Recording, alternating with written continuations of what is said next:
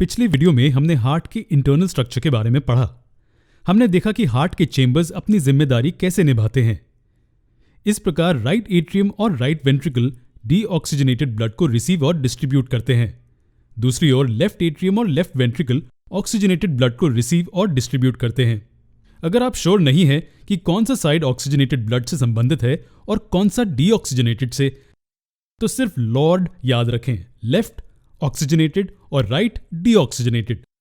अब जब हम रिसीविंग और डिस्ट्रीब्यूटिंग चेंबर्स कहते हैं तो इससे हमारा क्या मतलब होता है? ब्लड कहां से आता है और ये कहां जाता है? खैर, चलिए इसे आसान कर देते हैं। हम जानते हैं कि हार्ट एक पंपिंग ऑर्गन है, तो हार्ट दो अहम जगहों तक ब्लड को पंप करता है, एक लंग्स में और दूसरा पूरे शरीर में। तो चलिए देखते हैं कि सर्कुलेशन के इस प्रोसेस में ब्लड कैसे फ्लो करता है। इसे आसान करने के लिए चलिए इसे हमारे हार्ट का रफ स्केच मान लेते हैं। राइट एट्रियम, राइट वेंट्रिकल और लेफ्ट एट्रियम, लेफ्ट वेंट्रिकल। तो पूरे शरीर में डीऑक्सीजनेटेड ब्लड राइट एट्रियम में आता है। यहां से ये राइट वेंट्रिकल में भेज दिया जाता है और ये यहां से कहां जाता है? राइट वेंट्रिकल इसे लंग्स को डिस्ट्रीब्यूट करती है। लंग्स में एल्वियोलाई ताजे ऑक्सीजन को ब्लड में ऐड करके ऑक्सीजनेशन के प्रोसेस में मदद करती है। ऑक्सीजनेटेड या प्योर ब्लड लेफ्ट एट्रियम तक ले जाया जाता है और आगे लेफ्ट वेंट्रिकल में भेज दिया जाता है। यहां से ऑक्सीजनेटेड ब्लड पूरे शरीर में डिस्ट्रीब्यूट कर दिया जाता है। यह था शॉर्ट में इस प्रोसेस के बारे में। शरीर से डीऑक्सीजनेटेड ब्लड राइट एट्रियम तक, फिर राइट वेंट्रिकल तक, फिर प्यूरिफिकेशन के लिए लंग्स तक, फिर लेफ्ट एट्रियम तक, यहां से लेफ्ट वेंट्रिकल तक और फिर ऑक्सीजनेटेड ब्लड पूरे शरीर में डिस्ट्रीब्यूट किया जाता है। चलिए अब इन पाइप्स के बारे में बात करते हैं जो ब्लड को फ्लो करने में मदद करते हैं। हम जानते हैं कि वेन्स डीऑक्सीजनेटेड ब्लड लेके जाती हैं, जबकि आर्टरीज ऑक्सीजनेटेड ब्लड लेके जाती हैं। तो कन्वेंशन के आधार पर हम इन्हें नीला और लाल रंगते हैं। यह सिर्फ नोटेशन के लिए एक स्टैंडर्ड है। वेन्स द्वारा बहता ब्लड वास्तव में नीले रंग का नहीं होता है। तो दो अहम वेन्स जो डीऑक्सीजनेटेड ब्लड को राइट एट्रियम तक लेके जाती है वो है सुपीरियर वेना केवा और inferior vena cava. Superior vena cava शरीर के ऊपरी हिस्से से डीऑक्सीजनेटेड ब्लड लाती है और इंफीरियर वेना केवा शरीर के निचले हिस्से से डीऑक्सीजनेटेड ब्लड लाती है। ब्लड वेसल्स जो डीऑक्सीजनेटेड ब्लड को राइट वेंट्रिकल से लंग्स तक ले जाते हैं वो पल्मोनरी आर्टरीज होती हैं। जी हां, शरीर में सिर्फ यही आर्टरीज डीऑक्सीजनेटेड ब्लड को लेके जाती हैं। सिर्फ पल्मोनरी वेन्स ही ऐसी वेन्स हैं जो ऑक्सीजनेटेड ब्लड को लंग्स से लेफ्ट एट्रियम तक लेके जाती हैं। और अंत में एओर्टा इस ऑक्सीजन ब्लड को लेफ्ट वेंट्रिकल से पूरे शरीर तक लेके जाती है। यहां एक और इंटरेस्टिंग चीज है जिसे आपको जानना चाहिए।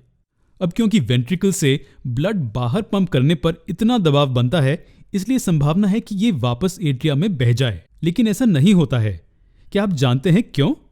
ये वाल्व्स द्वारा सुनिश्चित किया जाता है जो इन दो पार्टीशंस के जंक्शंस की रक्षा करते हैं। हमारे पास राइट एट्रियम और राइट वेंट्रिकल के जंक्शन पर ट्राइकस्पिड वाल्व होता है और इसी तरह हमारे पास लेफ्ट एट्रियम और वेंट्रिकल के जंक्शन पर बाइकस्पिड वाल्व होता है। अब जबकि हम ये जानते हैं, चलिए ब्लड सर्कुलेशन के पूरे प्रोसेस पर एक नजर डालते हैं। हार्ट कुछ इस तरह से दिखता है। पहले शरीर के ऊपर और नीचे के पार्ट से डीऑक्सीजनेटेड ब्लड सुपीरियर और इंफीरियर वेना कावा द्वारा राइट एट्रियम तक लाया जाता है। यहां से ये डीऑक्सीजनेटेड ब्लड नीचे राइट वेंट्रिकल में भेज दिया जाता है और राइट वेंट्रिकल फिर इस डीऑक्सीजनेटेड ब्लड को लंग्स तक पहुंचाती है। ऐसा करते समय ट्राइकस्पिड वाल्व ब्लड को वापस राइट एट्रियम में आने से रोकता है। यह सुनिश्चित करता है कि ब्लड सिर्फ पल्मोनरी आर्टरीज में एंटर करे, जहां से वो लंग्स तक ट्रैवल करेगा। लंग्स में मौजूद एल्वियोलाई में ब्लड के ऑक्सीजनेट होने के बाद ये पल्मोनरी वेन्स द्वारा हार्ट तक वापस फ्लो करने लगता है। ये पल्मोनरी वेन्स ऑक्सीजनेटेड ब्लड को लेफ्ट एट्रियम तक ले जाती हैं, जहां से ये लेफ्ट वेंट्रिकल तक भेजा जाता है। यहां से ये शरीर में सर्कुलेशन के लिए भेजा जाता है। फिर से यहां बाइकस्पिड वाल्व्स लेफ्ट एट्रियम में ब्लड का बैक फ्लो रोकते हैं। एओर्टा, जो कि शरीर में सबसे बड़ी आर्टरी है, वो ऑक्सीजनेटेड ब्लड को लेफ्ट वेंट्रिकल से लेकर शरीर में सप्लाई करती है। इस तरह से हमारे शरीर में ब्लड सर्कुलेशन होता है। शरीर से डीऑक्सीजनेटेड ब्लड प्यूरिफिकेशन के लिए लंग्स में भेजा जाता है। ये लंग्स द्वारा ऑक्सीजनेट या प्यूरिफाई किया जाता है और फिर ऑक्सीजनेटेड ब्लड लंग्स से शरीर में भेजा जाता है और इन दोनों प्रोसेसेस को हार्ट हैंडल करता है। ध्यान से नोटिस करें, आप देखेंगे कि ब्लड हार्ट में 2 बार आता है, इसलिए इसे डबल सर्कुलेशन कहा जाता है।